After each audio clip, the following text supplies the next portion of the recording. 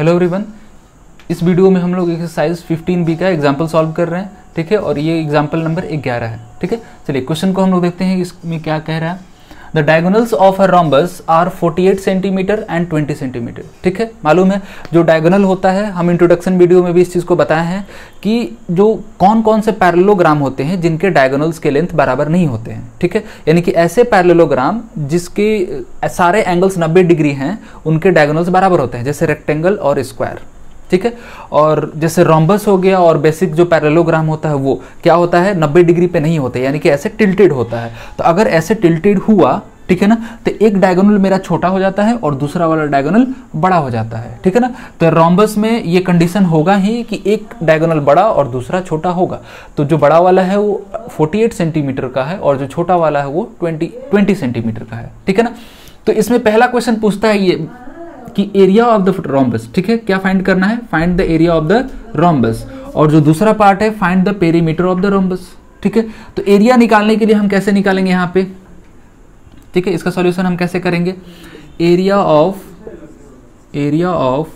Rhombus क्या होता है। ऐसे तो ये रोम्बस भी एक पैरेललोग्राम है और पैरेललोग्राम का जो फॉर्मूला है बेस इंटू हाइट वो हर जगह लगेगा।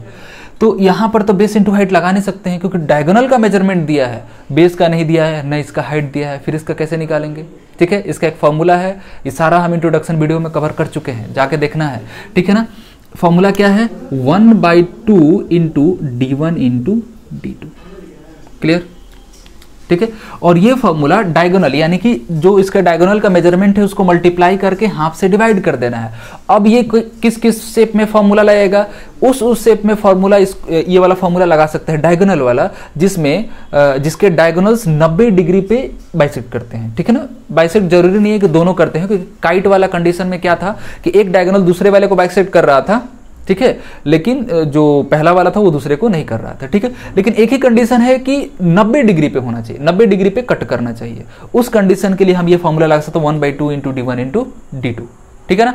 रोम्बस के लिए D1 इंटू D2 लिखते हैं और स्क्वायर के लिए D स्क्वायर लिखते हैं। तो इसमें ज्यादा कंफ्यूज नहीं होना है क्योंकि स्क्वायर में क्या होता है, दोनों डायगोनल सेम होता है, तो यहाँ भी D लिखेंगे फिर यहाँ भी D ही लिखेंगे, तो उसका D ही स्क्वायर हो जाएगा। इसमें क्या है, दोनों डायगोनल का मेजरमेंट अलग अलग है, इसलिए हम D1 इंटू D2 लिखते हैं, ठीक है। फॉर्मूला अलग नहीं है, सेम है, स्क्वायर हो, रोम्बस हो या फिर काइट हो, आप D1 इंटू D2 ही याद रखना है, ठीक है। तो एरिया कितना आ जाएगा, 1/2, D1 कितना, जिसको मन हम उसको ले सकते हैं, D1 को 48 भी ले सकते हैं, D2 को 20 जो लेना है ले सकते हैं, ठीक है।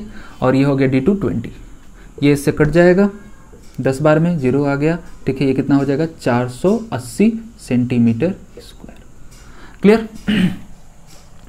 अब क्या है, अब आगे बढ़ते हैं नेक्स्ट वाला पार्ट, यानी कि ये फर्स्ट पार्ट था हमारा। अब आते हैं सेकंड पार्ट पे। सेकंड पार्ट करता है find the perimeter of the rhombus. तो पेरीमीटर फाइंड करने के लिए हमको इसके साइड्स का मेजरमेंट जानना जरूरी है, ठीक है ना, साइड्स का मेजरमेंट। तो डायगोनल से हम कैसे साइड्स का मेजरमेंट निकाल सकते हैं, डायगोनल से साइड का मेजरमेंट हम कैसे निकाल सकते हैं। तो यहाँ पर एक चीज ध्यान देना है, अगर हमें ये चीज सारा प्रॉपर्टी अगर याद रहे कि यहाँ 90 डिग्री बनता है तो मेरा काम ही खत्म। अगर यहाँ 90 डिग्री बन रहा है तो ये कैसा ट्राइंगल हो गया, राइट एंगल ट्राइंगल। ये ट्राइंगल लो, ये लो, ये लो, कोई भी हम ले सकते हैं, ठीक है, कोई फर्क नहीं पड़ता है, ठीक है। अगर इस ट्राइंगल को हम लेते हैं तो इस ट्राइंगल में इसका मेजरमेंट कितना होगा, मान लेते हैं कि ये छोटा वाला डायगोनल है, ठीक है ना, तो इसका मेजरमेंट कितना होगा, पूरा कितना है 20 है, तो उसका आधा यानी कि BO जो होगा 10 सेंटीमीटर होगा, और ये पूरा जो AC है वो कितना है 48 सेंटीमीटर का, तो 48 का आधा कितना हो जाएगा 24 सेंटीमीटर हो जाएगा, यानी कि AO जो होगा 24 सेंटीमीटर और ये हो गया 10 सेंटीमीटर।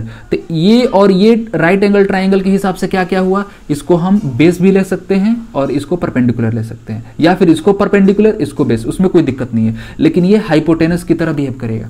किसी भी राइट एंगल ट्रायंगल हाइपोटेनस कौन होता है, जो जहां भी 90 डिग्री बन रहा है उसके अपोजिट वाला साइड जो होता है, यानी कि सामने वाला जो साइड होता है उसे हम लोग हाइपोटेनस बोलते हैं। तो यहाँ पाइथागोरस थ्योरम लगा के और आसानी से हम क्या कर लेंगे, साइड का मेजरमेंट निकाल लेंगे, और एक साइड का जो मेजरमेंट होगा सारे साइड का मेजरमेंट वही होगा, ठीक है ना। चलिए तब आगे बढ़ते हैं।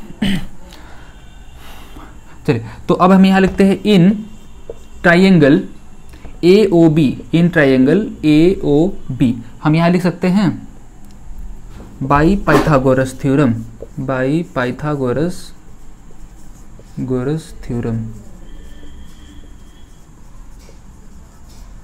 क्या हो जाएगा, A B square is equal to A O square plus B O square.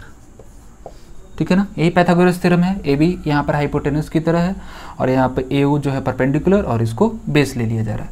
हमें क्या निकालना है, ए बी ही निकालना है। तो A B is equal to क्या हो जाएगा, under root A O square.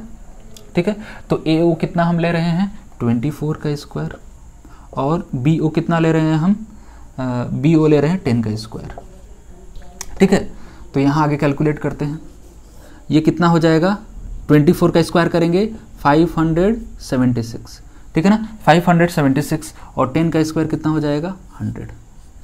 जब हम दोनों को जोड़ेंगे तो हमें मिलेगा यहाँ पे कितना 676 और इसका स्क्वायर रूट हो जाएगा 26 सेंटीमीटर। ठीक है, 26 सेंटीमीटर, यानी कि 26 सेंटीमीटर किसका मेजरमेंट है, ए बी का है। क्लियर, ए बी का मेजरमेंट कितना आ रहा है 26 सेंटीमीटर। अब पेरीमीटर निकालना बहुत आसान। ठीक है, अगर ये 26 हुआ तो ये भी 26, ये भी 26, ये भी 26। और पेरीमीटर कहता है सारे किसी भी शेप को लेते हैं तो उसके सारे बाउंड्री के मेजरमेंट को हम क्या करेंगे, ऐड कर देंगे। ठीक है, चलिए ऊपर वाला हम मिटा के यहाँ कर लिख देते हैं।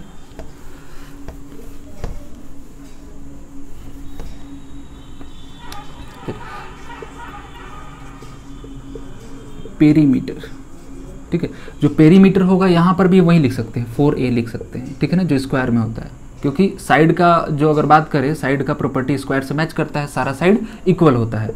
ठीक है, तो कितना हो जाएगा 4 इंटू ए कितना है 26। ठीक है, तो ये आएगा मेरा वैल्यू कितना 104। ठीक है ना, 104 सेंटीमीटर। चलिए, तो ये दूसरा पार्ट था और पहला पार्ट तो काफ़ी इजी था। ठीक है, तो इससे हमको ये समझ आता है इस क्वेश्चन से कि अगर हमें किसी फिगर का प्रॉपर्टी पूरा याद नहीं है तो उसको हम यूज़ ही नहीं कर पाएंगे। अगर उसको यूज़ नहीं कर पाएंगे तो हम इसका सोल्यूशन भी नहीं होगा। ठीक है ना, अगर क्या यहाँ पर अगर हमें नहीं मालूम होता यहाँ 90 डिग्री है तो क्या इसका सोल्यूशन कर पाते, ना यहाँ पाइथागोरस थ्योरम लगा पाते, ना इसका साइड बाय फाइंड कर पाते। ठीक है ना, इसलिए धीरे धीरे करके कोशिश करना है जितने भी फिगर हैं सब सारा का एक एक प्रॉपर्टी याद हो जाए। ये क्वेश्चन सॉल्व करते करते ही होगा। ठीक है, चलिए, तो अब इस वीडियो में बस इतना ही। मिलते हैं हम लोग नेक्स्ट वीडियो में एक नए क्वेश्चन।